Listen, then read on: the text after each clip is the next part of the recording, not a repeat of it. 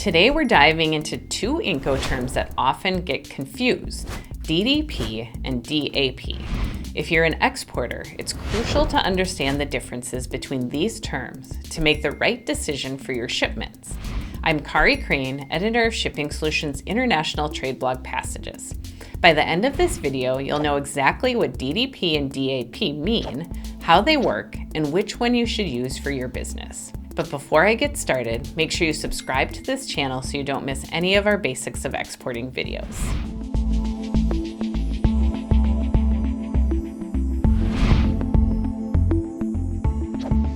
First, let's talk about DDP, or Delivered Duty Paid.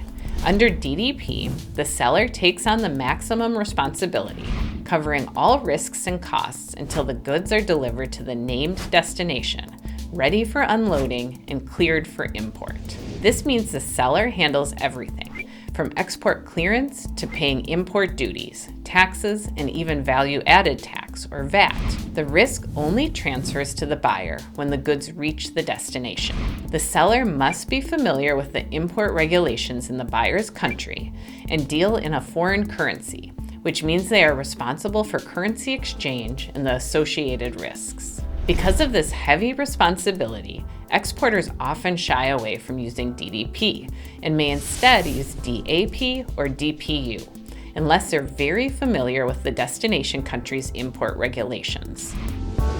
Now let's look at DAP, or Delivered at Place.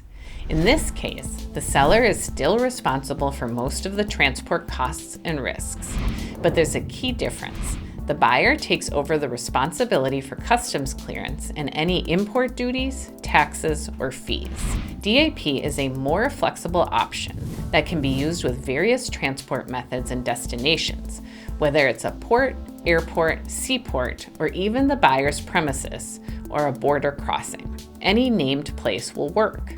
Under DAP, the seller is responsible for export clearance, transporting the goods to the named destination, coordinating with the buyer's customs broker for export documentation. But the buyer takes over customs clearance, import duties, taxes, and fees, unloading the goods unless specifically stated otherwise. So how should you decide which term to use? As an exporter, the amount of risk you're taking on when using DDP should make you extremely wary of choosing it. But if you do, consider this adjustment to mitigate the risk that comes with hard-to-estimate taxes. DDP, named place of destination, excluding VAT or other taxes. DDP is even of questionable value to importers. Relying on exporters to navigate the bureaucracy of import clearance could go very wrong. DAP is a preferable choice for most exporters who want to keep control over freight. To learn more about all Incoterms 2020 rules, download our free guide, An Introduction to Incoterms, linked below, along with our chart of responsibilities and transfer of risk, which is an easy way to compare all 11 terms. You'll also find more Incoterms videos linked here and dozens more on the Shipping Solutions YouTube page.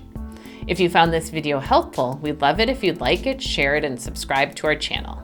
You'll also find hundreds of articles about every aspect of exporting at shippingsolutions.com/blog. Look for a link below.